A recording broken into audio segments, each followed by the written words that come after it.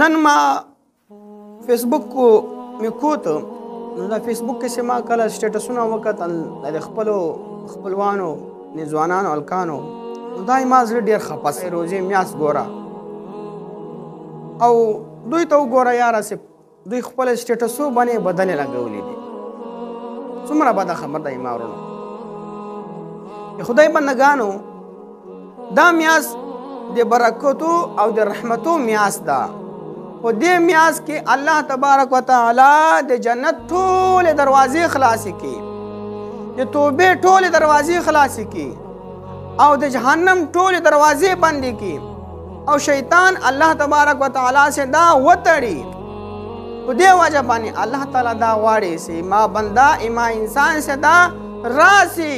ماش که بخشش غواړي ماش که توبې غواړي خپل ګناهونه که توبې غواړي او چې زه هغه خپل بندګان معاف کړم خپل سړی زه معاف کړم او جنت ته ولګم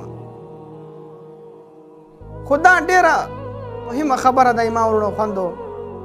چې کم از کم موږ دومره د روزو خیال خو موږ وکړو چې کله موږ خپل سټیټسونه لګوو نو دا احتیاط به کوو چې راځئ موږ کله سټیټس ولګوو فیسبوک باندې کم از کم یو نعت ولګوو یو د رسول پاک صلی الله علیه وسلم خوږ حدیث ولګوو دا د قرآن مجید فرقان حمیدی یو آیات ولګوو خو نه زموږ نوجوانان چې دي دا کار نه کوي ما سخته ډېر زړه بد چې کله ما دا سټیټسونه وکتل دا زموږ ځوانان چې دي خاص کر دا زموږ پښتانه دا ما پیژندګوی چې دي هغو سټیټسونه زه ګورم د دوی روزو په میاشت کې دوی خپل سټیټسو باندې چې دي بدلې لګولې دي د خدای بندګانو ولې په خپله ځانو باندې ظلم کوئ ولې خپل آخرت خرابوئ ولې خپل قبرونه تنګوئ ولې خپل قبرونه توروئ خدای بندګانو تاسې دا سوچ وکړئ چې نن تاسې سټیټس ولګاو او بل سره سړی راجګ سي هغه تاسې سټیټس وګوري لا مخ ته شیر کړي نو کله چې تاسې مړه شي تاسې قبر ته ولاړ شئ هغه بعد هم تاسې دې سټیټس ګناه به تاسې ته الله تعالی درکوي کله تا ته سوچ کړی ده خدای بنده داسې مه کوه مه کوه ظلم په خپل ځان باندې ظلم مه کوه خپل آخرت مه خرابوه دا د روزو میاشت ده د برکتو میاشت ده د رحمتو میاشت ده په دې میاشت کې د الله تعالی څخه بخشش وغواړه الله تعالی څخه خپل ګناهونو معافي وغواړه له الله تعالی څخه جنت وغواړه الله تعالی څخه نیک عمل وغواړه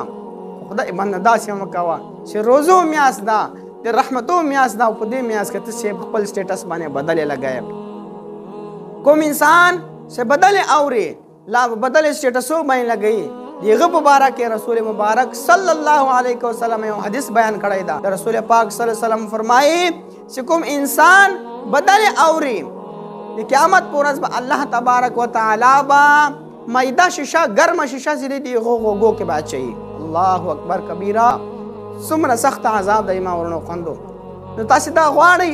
چې قیامت پر ورځ باندې الله تبارک وتعالی چې دی تاسې په غوږو کې چې دی ګرمه شیشه میده شی تاسې په غوږو کې واچوي تاسې هرګز داسې نه غواړئ